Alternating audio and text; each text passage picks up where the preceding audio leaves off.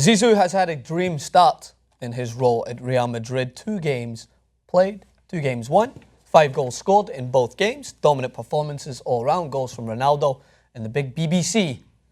Do not take that any other way. You've been watching too much YouTube. Pornhub. You have a disgusting mind. Anyway, so BBC, which I will touch on before I get to the main purpose of this clip, talking about Zinedine Zidane, Benzema, Bale and Cristiano Ronaldo have combined for 23 of Real Madrid's last 24 goals. So, a little bit of MSN.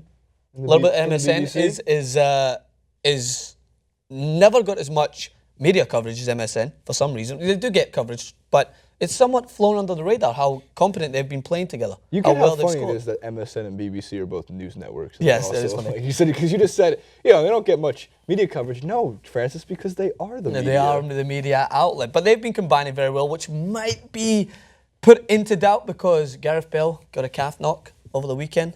Yeah, that blows. I shouldn't say that. I'm trying to take the JR route of this. His New Year's resolution has infected me. What is it? I don't want to curse either. Yeah, good call. I don't want to swear as much for the children out there. You don't want to say that shite? But that is stinky for Gareth Bale because when Zidane came in, he praised Bale. Maybe Bale was starting to build that relationship with Zidane and or Zizou, as you call him, and I thought Bale was going to start thriving on a crazy goal scoring. He was. Just from watching him, it looked like it was about to click. 11 goals in 8 games, I believe. Again, for Gareth Bale. And somebody mentioned in the comments over the weekend, how do you see?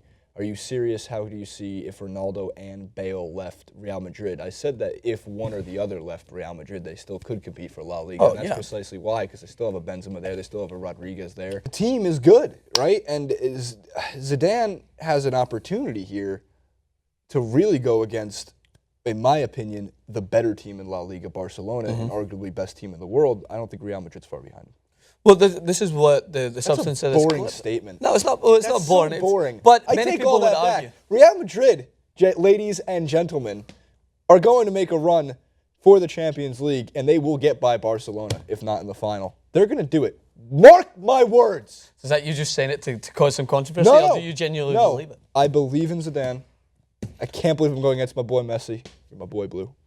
My boy. But the point of that, it was a great transition. You threw me the alley and I loop it. Could Real Madrid go forward and win this whole... could they go forward and win everything? That is what I believe we're going to title it. Now, could they win everything under Zinedine Zidane? And the argument, again, to what I talked about with the Premier League is why not? Why not? Why not? Why not Manchester United win the Premier League? Why not Real Madrid? Is there anyone in La Liga who's taken it firmly into their own stride? Barcelona have had minor slip-ups with a draw in there. Atletico Madrid, as we mentioned in the last clip, deserve all the credit. Another team flew under the radar, still at the top with a game in hand for Barcelona to try and catch them.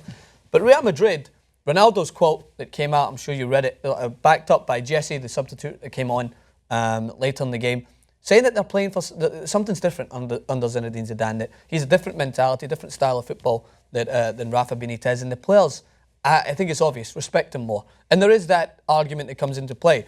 Do players respect managers who have played the game at the highest level? Yeah, this is a good point to touch on because you have to win the locker room. There are great X's and O's guys that would be considered tactics in your sport too, right? And the example I'm going to use, and I don't mean to bring it over to basketball, but Doc Rivers won the locker room for the Boston Celtics, and they won 2 championships, right? And Doc Rivers is not a good X's and O's guy. He's never been a great play caller in the NBA, but he was able to lead. And leaders have ways of bringing together a team that has a lot of ego, and there's no doubt that Real Madrid, just like Barcelona, just like any of the Premier League clubs have egos. They bring them together and they lead. And if they have that, it's sometimes enough to outdo tactics and win a title, or multiple, because there's always multiple. There's club cups, there's Champions League, Champions League's a different story because there's a lot of great competition out there. And I know Barcelona and Atletico is in the way of Real Madrid right now, but Zidane's he's on a mission. Yeah. And he won that locker room over. The main point of this, as Kevin Durant says it, man, game respects game. Yeah, and that is a good point to be made. There is a counter argument, which I'm sure someone in the comment section will be making. What about Jose Mourinho?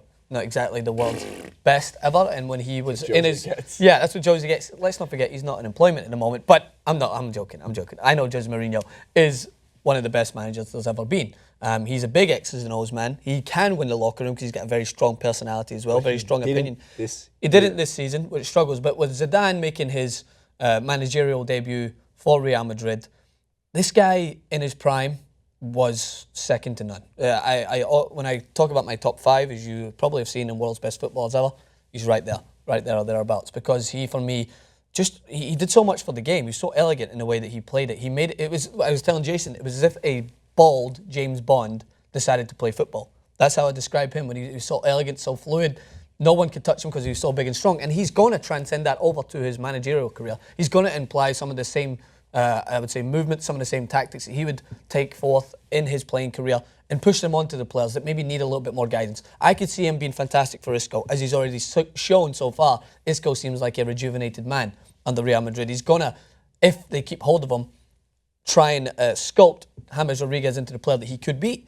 So these are little man management tactics that I don't think Rafa Benitez has ever really been good at. When you look at his successful team at Liverpool, they had a lot of strong characters in that team that had already taken up that role themselves. Steven Gerrard, one of the most inspirational captains ever at Liverpool, I can imagine that he would take that part of it. Because managers can have that combination of both. You can be the man manager, win the locker room, and be the tactical side. Or you can just focus on your tactics and have your leaders in the team take forward. But at Real Madrid this year, I think the leaders always a little bit lacking. Ronaldo's a leader on the field, score goals, but I don't see him as someone that grabs the team right by the scruff of the neck and picks them up in inspirational moments.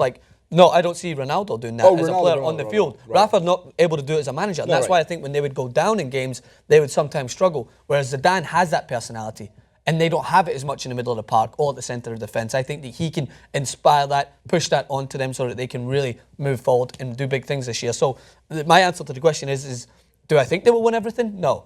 But I think Barcelona will win La Liga. I think their Champions League is definitely up for grabs there because it's a different game, especially with a new manager. Barcelona are not used to the way that Real Madrid play under Zizou.